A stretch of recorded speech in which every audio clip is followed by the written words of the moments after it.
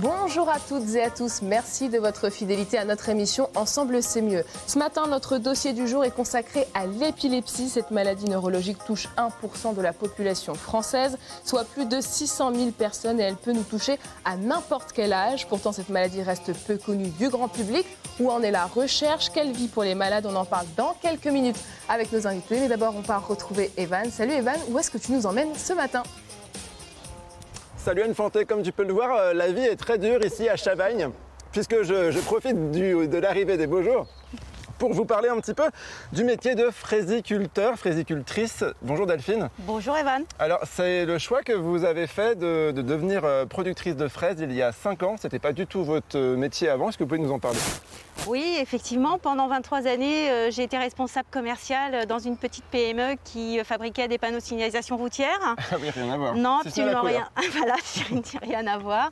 Et puis, au bout de 23 années, bon, c'est vrai que j'avais fait un petit peu le tour de ce métier. Et même si j'adorais cette entreprise, voilà, j'ai décidé en fait de reprendre cette exploitation qui était aussi l'exploitation historique de mes grands-parents, qui se sont installés ici dans les années 50. Puisqu'ils ont été expulsés de la ville de Rennes. C'était les derniers maraîchers de la ville de Rennes. Et ils produisaient quoi? Ici, ils produisaient tous les légumes, des salades, toutes sortes de légumes en fait. Donc ils sont installés ici dans les années 50.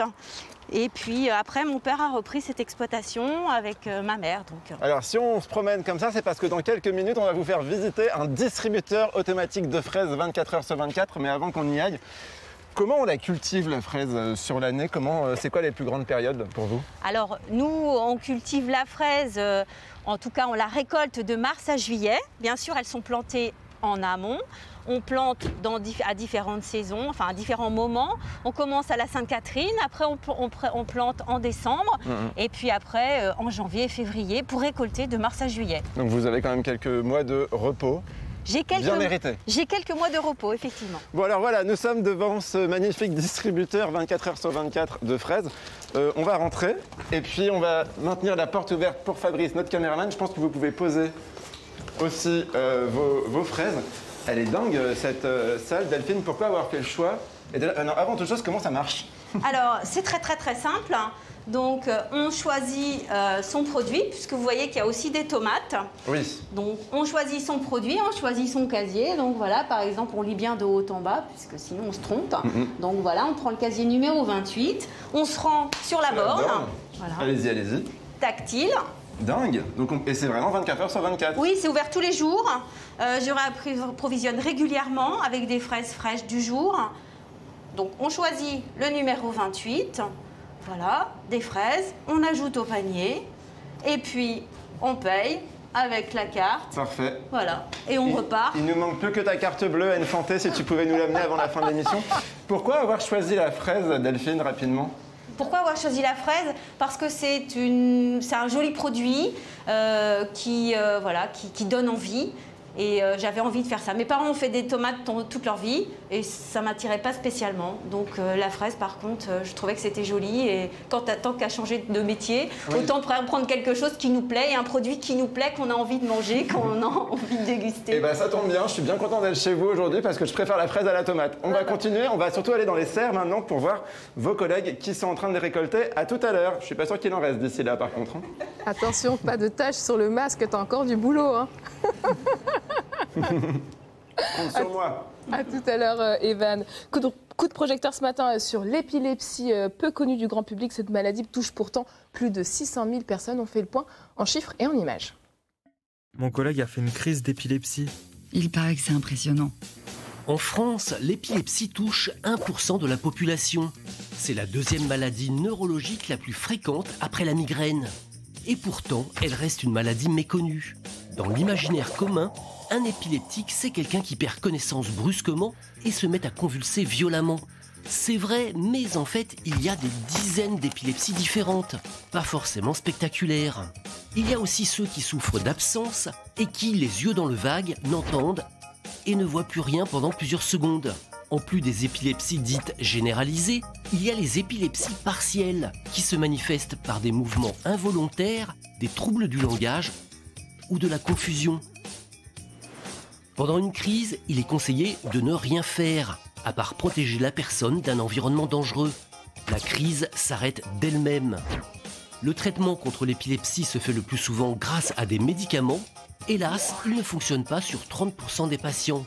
Mais d'autres solutions existent comme la chirurgie ou la stimulation du nerf vague avec des électrodes. Épilepsie, mieux connaître pour dédramatiser. Et on continue à en parler avec le docteur Arnaud Birabin. Bonjour, vous êtes médecin neurologue. Vous dirigez au CHU de Rennes une unité spécialisée dans la prise en charge de patients épileptiques. Véronique Morel-Buteau, vous êtes vice-secrétaire de l'Épi-Bretagne, ancienne épileptique. Et en deuxième partie d'émission, nous reviendrons sur votre association Guy Durand, agronome et vétérinaire sans frontières. Bonjour à toutes et à tous. Alors, on vient de le voir pour le plus grand public, l'aspect le plus connu de l'épilepsie, c'est la crise généralisée, chute, convulsion. Comment on explique cette méconnaissance alors qu'il existe une journée nationale pour lutter contre l'épilepsie, docteur? En fait, c'est parce que c'est une maladie compliquée. C'est une maladie compliquée parce qu'elle a plusieurs formes. En effet, certaines personnes font que des grosses crises généralisées, mais c'est une minorité. Et la plupart des gens font ce qu'on appelle des crises focales, c'est-à-dire des crises qui prennent seulement un petit bout du cerveau. Et auquel cas, quand c'est la zone du langage, ils vont avoir un trouble du langage. Quand c'est la zone motrice, ça va faire des mouvements. Quand c'est une zone en arrière, plutôt des zones qui sont réservées à la vision, ils vont avoir des hallucinations. Ça peut donner des choses assez curieuses, par exemple dans les zones qui sont impliquées dans faire rentrer, sortir de la mémoire. D'un seul coup, les gens peuvent avoir l'impression d'avoir déjà vécu ou déjà vu ce qui est en train de se passer, comme si ça venait de leur mémoire. Donc il y a énormément de formes cliniques. Donc c'est ça le premier point de complexité. Le deuxième point de complexité, c'est qu'il y a énormément de causes de l'épilepsie, puisque toute cause qui touche le cerveau peut donner une crise. Une tumeur, heureusement, ce n'est pas le plus fréquent. La majorité des cas, oui. Ça peut être une cicatrice, on a reçu un coup sur la tête, ça peut être un hématome, ça peut être un accident vasculaire cérébral, ça peut être une malformation, ça peut être etc., etc. Et donc, forcément, celui qui a une cicatrice ne va pas avoir du tout la même évolution que celui qui aura une tumeur qui risque de pousser. Donc, et à l'origine, est-ce qu'on sait ce qui cause l'épilepsie? Quel est le point de départ en général? Justement, c'est qu'il y a énormément de causes, mais les mécanismes les plus intimes, ceux qui sont à l'intérieur du cerveau, la biochimie du cerveau, on ne connaît pas très bien. On ne connaît pas très bien. Alors, il y a des causes génétiques qu'on cerne à peu près maintenant. Il y a des erreurs du métabolisme, comme on dit, des choses génétiques. Et là, on commence à avoir des traitements assez spécifiques dans ces causes-là, qui, comme elles irritent le cerveau, peuvent donner des crises. Je vais reprendre un dernier exemple, en fait. Si vous buvez trop, vous risquez de faire une crise parce que le cerveau n'aime pas trop l'alcool. Mais vous n'êtes pas épileptique. Vous avez fait une réaction à quelque chose qui a irrité le cerveau. Voilà. Donc c'est très vivant dans cette zone-là. Véronique Morel-Buteau, comment avez-vous découvert que vous étiez atteinte d'épilepsie, vous? Moi, j'étais très très jeune, puisque ma première crise d'épilepsie, ça a été à l'école quand j'avais 5 ans. Et où j'ai fait une crise généralisée. Et à l'époque, on n'a pas appelé mes parents en urgence, donc je suis restée 4 heures dans le coma, jusqu'à être transportée à l'hôpital. Et là, j'étais diagnostiquée épileptique. Le diagnostic a été établi assez vite dans votre cas, ce qui n'est pas tout le temps le cas, docteur Birabin. Non, quelquefois les crises peuvent être très discrètes. Quelquefois, c'est quelque chose de très simple, comme des petits points lumineux qui galopent dans un champ visuel, c'est-à-dire d'un côté de la vision pendant 40 secondes, et puis ça s'arrête. Pourquoi aller voir le médecin? Ça s'est arrêté tout seul. Et puis, j'ai déjà connu, puisque j'en ai déjà fait. Et c'est uniquement quand la crise dépasse la zone du cerveau qu'elle envahit le reste et que ça devient généralisé, où là, forcément, ça devient très visible. Et là, il y a tous les examens, ponction lombaire, etc. Et c'est comme ça qu'on a détecté à ce moment-là mes 5 tout ans. Cela. Ouais. Alors, entre 7 et 25 ans, plus aucune trace non, j'en ai refait une en CM1 et puis après, j'ai plus aucune trace jusqu'à 25-26 ans. Et quand on explique cela, que ça disparaît tout d'un coup, docteur? C'est qu'on n'a peut-être pas la même vie quand on a 7-8 ans et quand on a 20 ans. Donc, se coucher tard peut favoriser les crises, boire un peu d'alcool peut favoriser les crises. Éventuellement, même pour les jeunes femmes, prendre la contraception orale peut favoriser les crises, les oestrogènes, on le sait. Et on n'a pas la même vie. Et donc, c'est souvent vers la puberté ou dans les années qui suivent que ça se révèle, disons. Et après ce retour de la maladie, comment ça s'est traduit dans votre quotidien, Véronique Morel-Buteau? Après, j'ai pu faire surtout des absences. J'ai fait peu de crises généralisées que je ne faisais que pendant les week-ends, pendant les vacances. bizarrement, mon cerveau arrivait à me maintenir à peu près en état quand je travaillais. Donc là, c'était des absences très courtes et des absences que je pouvais même cacher. Là, j'aurais pu presque en faire une. J'aurais parlé beaucoup moins vite et j'aurais été beaucoup plus repliée peut-être sur moi-même. Mais j'arrivais à le cacher. Quand elles étaient plus lourdes, je m'évadais dans une pièce seule et au bout de 5 minutes, ça passait. Après, j'avais une mauvaise diction, quoi. J'aurais pas pu parler comme ça. Je parlais tout doucement et même des fois, j'embrouillais. Pendant 2 minutes, les gens me disaient « mais qu'est-ce que tu racontes ?» Et hop, ça reprenait par derrière. Et c'est lourd à porter au quotidien. Comment ça se traduit? Des choses qu'on n'imagine pas quand on ne connaît pas cette maladie. Alors, ce qui est très lourd, c'est que déjà, on a toujours ce risque que ça arrive n'importe où, n'importe comment. Donc moi, je travaillais aussi, j'avais des patients qui venaient me voir, j'étais à des réunions. Donc à l'époque, je m'étais beaucoup abstrait surtout de toutes les réunions parce que je n'avais pas envie non plus devant tous les professionnels de faire une crise en public. Donc là, je m'étais abstenue. Donc je travaillais énormément dans mon bureau parce que voilà, avec les patients, j'avais encore l'excuse là de m'échapper puisque je pouvais m'échapper pour faire une photocopie par exemple. Et je m'échappais le temps de la faire, le temps que la crise revienne. Quand je revenais, je parlais plus doucement, mais la personne en face de moi ne s'en rendait pas compte. Mais je voulais absolument pas paraître dans tout ce qui pouvait être public. Par contre, parce que là, si d'un seul coup, là, tout de suite, dans 5 minutes, ça n'allait pas, je n'aurais pas pris le risque, quoi. Et il y a des choses auxquelles on renonce quand on devient épileptique. Vous disiez tout à l'heure, on ne peut pas conduire. Il y a d'autres choses. Dès qu'on perd connaissance ou qu'on perd un peu le contrôle, c'est interdit. C'est la loi qui le veut. Alors attention, les médecins ne dénoncent pas, mais on doit volontairement et loyalement aller voir un médecin pour savoir si on est toujours apte à conduire. Mais c'est bien résumé. En fait, le handicap est un handicap qui est 98% du temps caché. C'est uniquement pendant les crises qu'on est malade, pour la plupart des patients. Et malheureusement, épilambanain en grec, ça veut dire saisi par surprise ou prend par surprise, et on ne sait pas quand. Et évidemment, c'est gênant quand ça arrive, quand on est invité, quand un jeune est chez un ami et qu'il se passe quelque chose, c'est très surprenant. Encore, j'avais la chance de le sentir venir, parce que certains ne peuvent pas, peuvent faire une crise d'un seul coup sans se rendre compte de rien. Moi, je la sentais venir suffisamment pour avoir eu à l'époque, c'était plus loin, mais le droit de conduire, parce que j'avais le temps de m'arrêter, et avoir le temps aussi au travail de quitter ma place. Mais il y en a d'autres, c'est la nuit ou c'est dans la seconde qu'on tombe. Une épilepsie ne ressemble pas à une autre, elle est propre à chacun. On va écouter à présent ce témoignage de Clémence. Elle est aussi épileptique depuis l'âge de 8 ans. Elle a accepté de se confier à nous. Écoutez. Je suis épileptique depuis l'âge de 8 ans. Les principales difficultés que je peux rencontrer dans ma vie de tous les jours sont essentiellement professionnelles. Aujourd'hui, je ne travaille pas parce qu'il m'arrive de faire des crises sur mon lieu de travail et c'est très mal pris parce que les gens ne savent pas comment réagir. Ma deuxième difficulté, c'est au sujet du sport parce qu'il existe des grilles avec différents sports et différents risques pour les épileptiques. Et les médecins ne me signent jamais les autorisations de certificat de sport. On pourrait se poser comme question comment nous intégrer dans la vie professionnelle et sociale en arrêtant d'avoir peur et d'arrêter avec tous ces préjugés. Véronique Morel-Buteau, j'imagine que ce sont des discussions que vous avez à l'Épi Bretagne. L'épilepsie, c'est un frein pour l'emploi, pour la vie sociale. Oui, tout à fait. Mais il y a ceux qui n'osent pas en parler et qui du coup n'osent pas même postuler, ou s'ils le sont, se replient sur eux-mêmes et ça peut leur porter préjudice. Donc c'est pour ça aussi qu'ils se tournent des fois vers nous pour qu'on puisse les accompagner et expliquer à l'employeur. Moi, je me suis des fois rendue dans des ESAT pour expliquer ce que c'était que l'épilepsie, expliquer que c'est pas parce qu'un patient avait fait une crise généralisée une fois dans le jardin que pour autant il y avait danger, parce que ça fait très peur en même temps aux personnes. Les employeurs n'ont pas forcément un mauvais côté toujours, mais ils craignent de porter préjudice à la personne parce qu'ils ne savent pas faire face. Et du coup, quand on leur explique un peu plus simplement ce que c'est, et que quand on est habitué nous-mêmes à avoir une crise d'épilepsie, on peut aussi l'expliquer et qu'il ne faut pas s'affoler, qu'il d'un seul coup on tombe. Si nous-mêmes on sait qu'on va se réveiller au bout de 5 minutes, après ça dépend des personnes, mais c'est pour ça qu'il y a besoin énormément d'échanges. Il faut continuer à sensibiliser, docteur Birabin. Oui, on a d'ailleurs à Rennes une consultation spécialisée pour épilepsie et travail.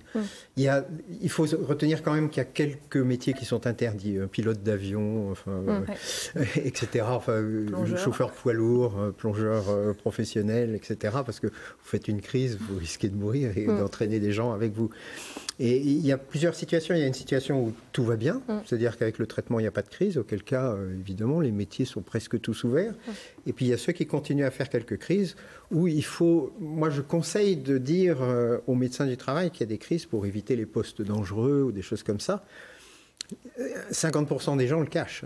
Il ne faut pas se leurrer pour garder leur boulot. Et justement, est-ce que vous conseillez aux gens qui sont épileptiques de nous le dire? Parce que si jamais il y a une crise, peut-être qu'on peut nous aussi essayer d'agir ou pas. Alors, pour prendre l'exemple du sport, par exemple, c'est vrai que dans une équipe de foot, s'il y a quelqu'un d'épileptique, je pense qu'il vaut mieux qu'il y ait une personne au moins qui soit dans l'encadrement, qui soit au courant, à qui on a dit il faut faire ça, il faut faire ça, il faut faire ça. C'est pas la peine d'emmener aux urgences s'il s'est bien réveillé, c'est pas la peine d'appeler le SAMU, etc.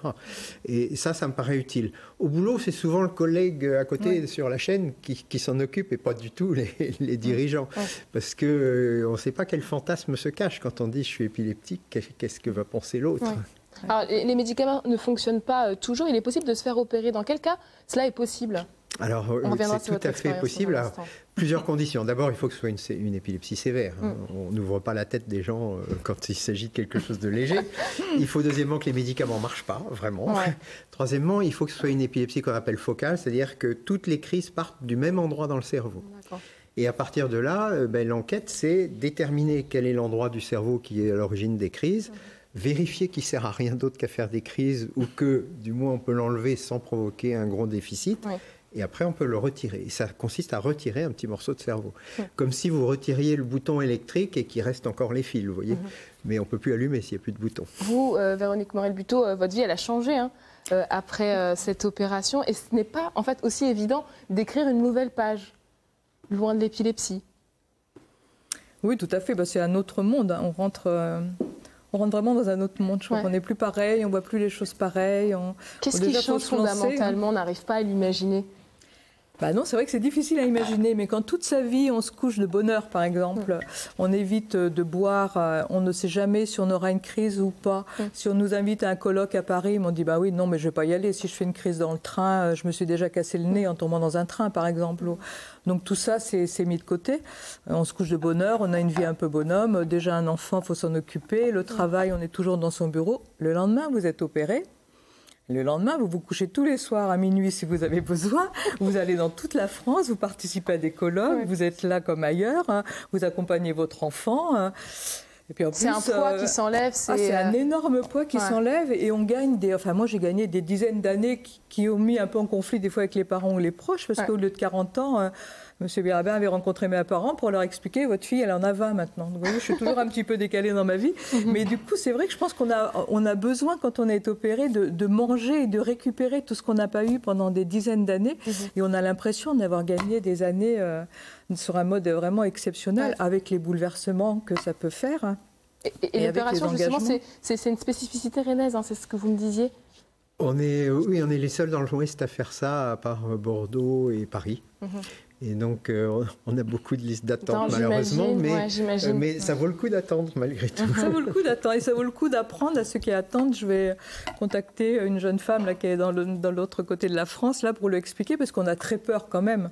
Quand on nous dit qu'on va nous enlever un bout de cerveau, on a très peur des conséquences. Moi, j'avais peur de ne plus pouvoir parler, mais ça n'a pas été le cas. Et donc, du coup, c'est bien aussi d'échanger, nous-mêmes, quand on a été opérés, avec des personnes qui vont l'être, pour leur expliquer que bien sûr c'est effrayant, mais que ça peut être aussi merveilleux et que si on le fait, c'est que c'est faisable et sans conséquence. Après, comme toute intervention. Et puis il y a ceux qui ne peuvent pas se faire opérer, qui doivent aussi prendre des médicaments tous les jours. Et d'ailleurs, à l'EPI, c'est vraiment des discussions aussi que vous avez, parce que c'est compliqué de se dire que jusqu'à la fin de ces jours, on doit prendre des médicaments. Et ça, faut le faire accepter à ces personnes. Mais on participe aussi, et puis Bretagne, à le faire accepter en leur expliquant que voilà, il y a aussi le fait de prendre des médicaments toute sa vie, mais si à côté on peut continuer à travailler, si on est vu d'une manière différente, si on peut mener sa vie, pourquoi on ne peut pas se marier quand c'est des jeunes qui ont l'impression des fois à 20 ans de rien faire de leur vie. Or, on peut vivre avec. Et il y a aussi la problématique du logement. Vous me disiez, ça aussi c'est très important parce que l'autonomie, c'est aussi compliqué quand on est il y a eu épileptique. La grosse problématique de logement et c'est comme ça qu'avec Épi Bretagne, on a créé des logements qui sont vraiment spécifiques pour personnes épileptiques. Voilà, où il y a en plus il y a des appartements indépendants, mais avec un lieu, avec quelqu'un qui est toujours là jour et nuit pour surveiller. Ça fait que s'il y a une crise ou si on ne va pas bien, on peut appeler. Et en même temps, tout est organisé, les murs sont plus doux, tout est fait pour. Docteur Bérabin, il nous reste 30 secondes juste pour nous dire où en est la recherche à ce sujet? Je sais que c'est un exercice difficile. On travaille beaucoup sur la modulation de l'activité cérébrale. C'est un excès d'activité cérébrale, l'épilepsie, et on travaille énormément actuellement sur des systèmes de stimulation, que ce soit des stimulations externes, comme en mettant un chapeau pendant 1 heure par jour, par exemple, ou que ce soit même des stimulations internes avec des électrodes implantées dans le cerveau. Donc ça, c'est les voies les plus chaudes, disons. Merci beaucoup à tous les deux pour votre éclairage sur notre dossier du jour. Allez, on marque une pause pour aller retrouver Evan qui s'est rendu à Chavagne ce matin. Bon, après une barquette, je ne serais pas contre une petite deuxième, mais ça, ce sera probablement après l'émission. Delphine, vous avez combien de kilos de fraises à récolter chaque jour? Alors c'est assez variable, ça peut aller de 200 à 1 tonne par jour de fraises. Tout dépend en fait du cycle de la plante et du coup voilà, au début c'est une courbe exponentielle. On commence avec 100 kilos la première semaine, tout de suite après on passe à 1,5 tonne, la deuxième, la troisième on est à déjà 2,5 tonnes et là cette semaine par exemple on va avoir 3 tonnes et demie de fraises à récolter sur la semaine. Et tout arrive en même temps en fait presque. Et tout arrive en même temps, il suffit d'avoir de très très belles journées et ça explose quoi. Bon alors on peut peut-être commencer à accueillir parce que si je veux pouvoir ramener une petite barquette. Ah bah oui, Cornelia va accueillir donc des petits plateaux de 800 grammes. Oui. Alors c'est rigolo parce que tout est sur chariot, on se croirait dans un petit wagonnet quoi. Voilà, en fait le chariot est sur les rails et ça nous permet d'avancer tranquillement. On le pousse un petit peu avec nos hanches et on continue la cueillette. Donc on cueille des deux côtés à la fois. Pour avoir notre petit plateau de 800 grammes avec des fraises qui sont toujours de la même forme et de la même taille. On est sur notre chariot et en fait on calibre sur le chariot. Donc on a plusieurs tailles de fraises, plusieurs formes de fraises et en fonction de la taille et de la forme, la fraise va plutôt dans un emballage ou dans un autre. Donc la petite barquette que vous avez mangée tout à l'heure, ce sont des toutes petites fraises. Et voilà, ça ira dans des petites barquettes. Ce qu'est en train de cueillir Cornelia, c'est des fraises qu'on appelle extra. C'est la fraise qui va pour les tartes aux fraises, pour les pâtissiers, pour les restaurateurs. Et c'est une très très jolie fraise qui est très très bien faite. Après, on a aussi de la fraise à confiture, c'est des fraises tordues. Et puis des très grosses fraises voilà, qui vont dans des emballages complètement différents. Et alors, pourquoi est-ce qu'il y a beaucoup de femmes qui sont à la récolte? Vous avez quasiment une équipe entièrement féminine? Oui, j'ai une équipe entièrement féminine. C'est voulu parce qu'en fait, la fraise est un produit très très fragile. Vincent, enchanté. Désolé, mais... Oui, allez-y. La fraise est un produit très très fragile. Donc il faut avoir un toucher le plus léger possible pour ne pas l'abîmer. Alors un homme, je suis un petit peu désolée. Attention à ce que vous allez dire. Un petit peu plus brute peut-être. Donc voilà, les femmes sont plus délicates et plus précises. Et c'est vrai que voilà, je préfère un personnel féminin, mais j'ai quand même un homme dans mon équipe pour des tâches. Il cueille aussi, bien sûr, donc il a appris à cueillir avec moi depuis 5 ans maintenant. Et après, lui, il m'aide plutôt pour des tâches que moi, j'aime pas faire. C'est pas que je sais pas les faire, mais c'est que j'aime pas les faire. Par exemple, conduire le Fenwick, charger mon camion, des choses un petit peu plus physiques. Voilà, je me permets de sentir parce que ça sent, même sous le masque, ça sentait la fraise. Où est-ce qu'elles vont être vendues ensuite, vos fraises? Alors, il y a plusieurs circuits de distribution en fonction de la forme, de la taille et du conditionnement. Donc, les plateaux de 2 kilos vont plutôt aller sur les marchés de gros, à Rungis par exemple. Les petits plateaux de 800 grammes, eux, vont plutôt aller dans les circuits grande distribution. Et puis, les petites barquettes peuvent aller aussi sur les marchés régionaux et après seront vendues sur les marchés voilà, pour les consommateurs. Bon, grâce à vous, la fraise bretonne rayonne un peu partout. On va continuer à en parler puisqu'on va maintenant parler du mode de production. Ces serres qui sont souvent décriées, vous allez voir qu'en fait elles sont pleines d'idées reçues. On en reparlera tout à l'heure. On va manger quelques fraises puis je pense qu'on va en donner à l'ingénieur du son parce qu'il a l'air d'être gourmand. À tout à l'heure. Je vais faire une intoxication de sucre si ça continue. À tout à l'heure, Evan. Et vous le savez, chaque jour on parle emploi d'ensemble, c'est mieux. Et parmi les secteurs qui recrutent énormément en ce moment, il y a les comptables. Regardez ce portrait de Margot. Au niveau de votre résultat fiscal, on le retraite, on le déduit en fait fiscalement parce qu'il n'est pas imposable. Je m'appelle Margot Bosque-Mégro, j'ai 26 ans, je suis comptable dans un cabinet d'expertise comptable depuis 4 ans.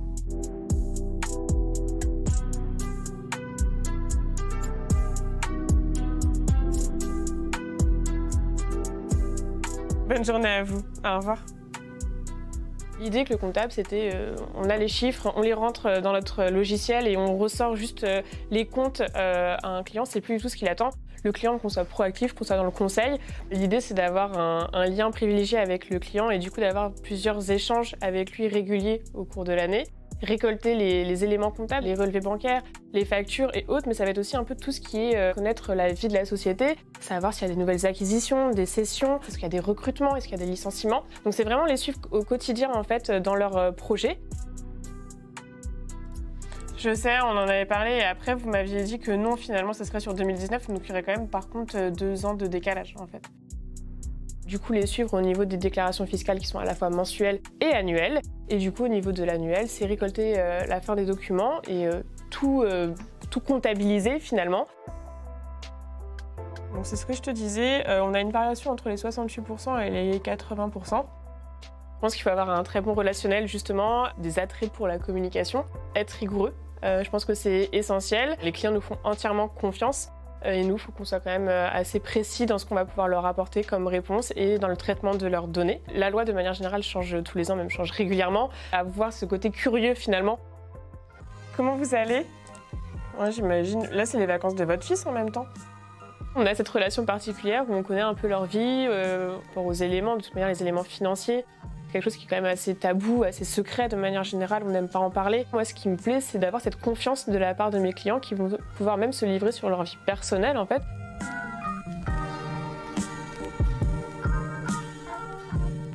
Comptable dans un cabinet, c'est un peu être le médecin, finalement, d'entreprise. C'était le métier de comptable. Plus d'infos avec Sylvie Lissilour de Pôle emploi Brest. Bonjour Sylvie. Bonjour, ravi d'être avec vous. Merci. Pour devenir comptable, quelles sont les formations qui existent, Sylvie? Eh bien, aujourd'hui, en fait, le métier est accessible à partir d'un BEP plus de l'expérience, mais la majorité des candidats, quand même, ont préparé aujourd'hui un bac plus 2, voire plus 3 ou un DUT. Alors, comme le disait Margot, c'est un métier qui nécessite de la rigueur, un bon relationnel, mais quelles sont les autres qualités humaines qui peuvent servir d'atout pour les candidats au poste? Alors Margot, effectivement, explique très bien son métier et l'autonomie est très importante puisque aujourd'hui un comptable peut travailler pour un cabinet comptable et du coup être en relation avec plein d'entreprises différentes. Donc il faut vraiment qu'il puisse s'en sortir, être autonome, rigoureux et aussi être organisé, très organisé dans sa relation avec les entreprises pour lesquelles il travaille. Et puis effectivement le côté relationnel qui est très important parce qu'il va être en relation avec les entreprises, les banques, les fournisseurs. Donc c'est vraiment très très complet. Et c'est un secteur qui recrute énormément en Bretagne. Oui, on a calculé sur la Bretagne, sur le site pôle emploi.fr, on est aux alentours de 2000 offres actuellement disponibles en Bretagne et on a autour de Rennes et 30 km environ aux alentours 670 entreprises en recherche de candidats. Donc c'est très porteur effectivement. Et quels sont les salaires dans la profession? Aujourd'hui, sur une moyenne, on va dire qu'on est sur un démarrage à 2500 € brut pour un employé qualifié, donc diplômé. Merci beaucoup Sylvie pour toutes ces précisions et à la prochaine. Merci. C'est l'heure de notre volet solidaire dans notre boîte à idées. On propose ce matin de devenir bénévole pour Médecins du Monde. Regardez.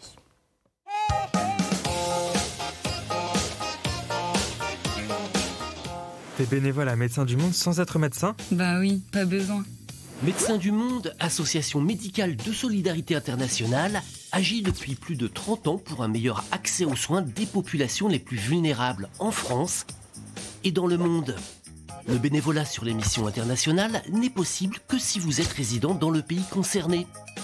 À partir de 16 ans et même sans compétences médicales, on peut devenir bénévole pour des tâches administratives ou de terrain comme aller à la rencontre des usagers de drogue pour exercer des missions d'information et de prévention.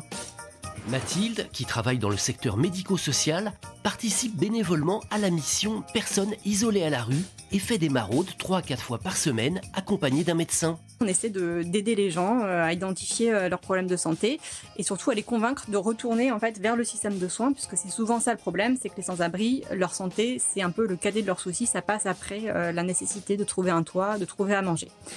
Voilà, c'est une mission qui est très gratifiante en tant que bénévole, puisque ça nous ouvre l'esprit, ça nous permet de faire tomber pas mal de préjugés que tout le monde peut avoir sur les personnes sans abri, et puis surtout on se sent utile, puisqu'on arrive à aider des personnes qui bien souvent sont délaissées, notamment par les pouvoirs publics. Donc c'est toujours très agréable d'avoir des personnes qui nous remercient, qui nous disent à quel point le simple fait qu'on s'intéresse à elles, en fait, c'est super important. Pour aider les plus vulnérables à se soigner, rejoignez Médecins du Monde. Toutes sortes de missions sont possibles. Et ce n'est pas l'émission qui manque pour faire du bénévolat à l'international. Guy Durand, rebonjour. Vous êtes administrateur dans l'association Agronomes et Vétérinaires sans frontières. Alors, l'association existe depuis 1977. Elle est née au Pérou. Quelles sont ses missions ? Le principe de Agronomes et Vétérinaires sans frontières, c'est de mobiliser des professionnels, donc des agronomes et des vétérinaires, et pour intervenir auprès de paysans dans les pays en développement. Donc il ne s'agit pas, on n'est pas effectivement, on a un sans frontières, mais dans le sens effectivement où on passe les frontières, nous ne sommes pas des urgentistes par exemple. On intervient sur des projets plutôt de moyen terme, de long terme, sur la durée. Alors ça fait 30 ans que vous êtes engagé dans cette association. Oui, à peu près, oui. À peu près. Qu'est-ce qui vous plaît ? Mais écoutez, moi j'étais professeur à AgroCampus, donc je donnais des cours d'économie rurale et je trouvais que justement je m'intéressais à l'économie du développement et l'ONG en question, l'association, m'a paru extrêmement intéressante, correspondant exactement à ce que j'avais besoin, ne serait-ce que pour mes étudiants aussi. Puis moi-même, j'avais déjà une activité d'expertise sur le terrain. Donc et quelles compétences vous avez mis en place ? Alors là, les compétences d'AVSF en tant que telles, ce sont des agronomes, effectivement, et des vétérinaires qui vont essayer d'accompagner des paysans sur des pratiques agricoles, sur de l'organisation. Et l'idée, c'est quand même, on a comme principe, nous, à AVSF, de viser des paysans les plus marginalisés, et ceux qui sont souvent marginalisés par un type d'agriculture qui, aujourd'hui, leur dispute les terres, leur dispute l'accès à l'eau, leur dispute l'accès au marché. Donc c'est là-dessus nous qu'on intervient pour essayer de les appuyer sur leurs techniques.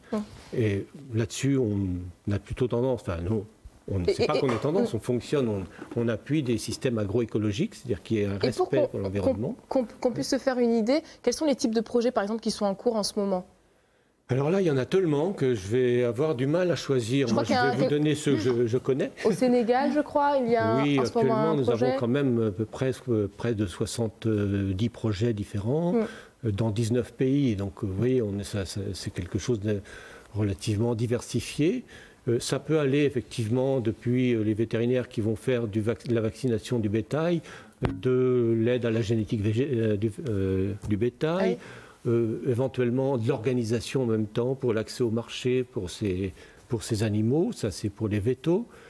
Pour les agronomes, vous voyez que là aussi on va faire soit aider les gens à gérer de l'eau, par exemple l'accès à l'eau, à l'irrigation dans certains cas, et là aussi pour récupérer des droits d'eau, parce que l'eau n'est pas quelque chose qu'on a comme ça automatiquement, il faut pouvoir la capter, il faut pouvoir l'organiser, la gérer, la répartir dans les zones où ça manque d'eau. Donc c'est un des points importants aussi dans lequel on intervient. Vous accompagnez et appuyez les paysans pour qu'ils fassent mieux et le mieux possible. Et l'accès au marché aussi. Alors ça, c'est très compliqué parce que c'est pas du tout évident quand on est paysan dans un pays en développement, éloigné des zones de marché. On est souvent finalement en prise avec des intermédiaires qui nous piquent une bonne partie de la valeur ajoutée. Et donc là, nous, on intervient effectivement pour mettre en place des marchés. Je vois ici, par exemple, on avait un projet sur les Andes qui s'appelle Mercados Campesinos, c'est-à-dire les marchés paysans. Et c'est un projet qui a travaillé sur le Pérou, la Bolivie et l'Équateur, où on a accompagné des paysans et en même temps des consommateurs, c'est-à-dire des citoyens aussi qui se mettaient en relation, un peu comme on connaît ici en France sur les circuits courts. C'est de tous les côtés. Voilà. Alors il faut savoir que l'association crée de l'emploi aussi bien en France et dans les pays où elle s'implante aussi. Oui, alors en France... Et ça c'est important pour vous aussi. En France, effectivement, il y a un travail de coordination et puis de gestion de projet qui est important, de captation de financement aussi, parce que on a quand même 250 personnes sur le terrain qui sont l'essentiel, la grande majorité des employés locaux, c'est-à-dire des agronomes ou des vétérinaires sur les terrains sur lesquels on est. Et ça, vous y tenez beaucoup. Et comment on fait pour vous rejoindre? Il nous reste 20 secondes. Vous allez sur le site www.avsf.org et vous aurez toute l'information des petits films, vous aurez tout ce que vous pourriez savoir, tout ce que vous n'avez jamais su. Voilà. On saura tout. Merci beaucoup Guy Durand pour votre témoignage. Allez, on prend la direction de Chavagne où nous attend Evan pour la dernière fois. Oh, c'est dingue comme la fraise, ça donne la pêche. Delphine, vous pouvez nous expliquer ce qu'est en train de faire votre collègue? Alors Bertrand, il est en train de saupoudrer les feuilles de fraisier avec des auxiliaires qui vont protéger le fraisier de l'agression, c'est du thrips et des araignées rouges. Donc les auxiliaires, c'est quoi? Ce sont des insectes? Ce sont des insectes qui, eux, vont manger en fait les éventuels pucerons, parasites qui vont venir qui seraient là potentiellement sur les plants et qui pourraient nuire à la plante. Donc vous avez en fait une serre qu'on dit HVE, haute valeur environnementale. Tout à fait. Est-ce que vous pouvez nous expliquer ce que ça veut dire concrètement? Alors HVE, haute valeur environnementale, ça veut dire qu'en fait, on fait très attention à l'environnement. On est très économe en eau. Au niveau de la serre et de l'environnement de notre serre, on a planté des haies. D'accord. On fait attention à ce qu'on utilise pour donner à boire aux plantes.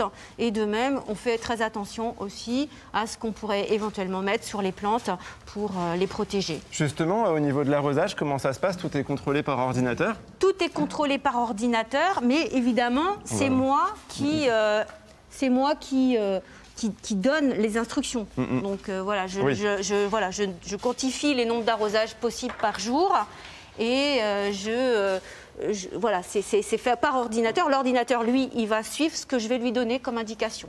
Est-ce que la fraise, c'est une plante qui aime la chaleur ou l'eau? Qu'est-ce qu'il lui faut pour s'épanouir? Alors, la fraise, c'est une plante de sous-bois. Donc c'est une plante qui n'aime ni la chaleur, ni le trop d'eau. Si on donne trop à boire à la fraise, elle va devenir violacée et du coup, elle aura un goût d'eau et elle sera très spongieuse, elle aura un très mauvais goût.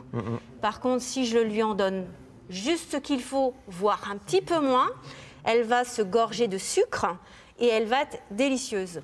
Ah, donc c'est vraiment de la haute couture en fait. Tout à fait, c'est de la haute couture et c'est vraiment une plante qui est très très fragile.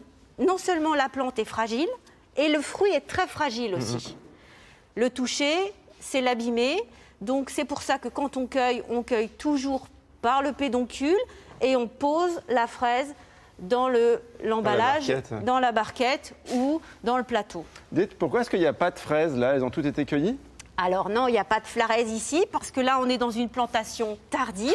C'est-à-dire que ces fraisiers, je les ai plantés en novembre avec mon équipe, bien sûr, puisqu'ici, il y a quand même 16 000 pieds. Dans la serre, là, il y en a 32 000. Au total, j'en ai 84 000.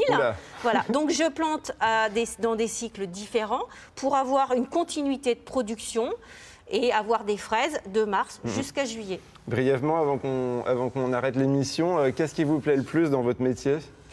C'est chaque jour différent, on va avoir plein de choses à faire, on va avoir de la cueillette, on va avoir du peignage, on va avoir des emballages, il faut tout gérer seul. Donc effectivement, c'est un challenge, un nouveau challenge pour moi qui n'était pas du métier. Et voilà, c'est se dire que voilà, est-ce que je suis capable aujourd'hui de changer de métier et de faire autre chose, de devenir chef d'entreprise et de gérer les choses. Bon merci beaucoup en tout cas pour cette découverte. Puis je sais pas, mais moi depuis qu'on est arrivé, j'ai envie de fraises. Anne Fanté, tu crois que c'est grave? J'espère que tu vas nous en ramener surtout. Allez, merci Evan, merci à tous d'avoir participé à notre dossier du jour et à notre émission Ensemble c'est mieux, c'est déjà fini. À suivre dans quelques instants votre journal régional. Très belle journée sur France 3. Merci beaucoup.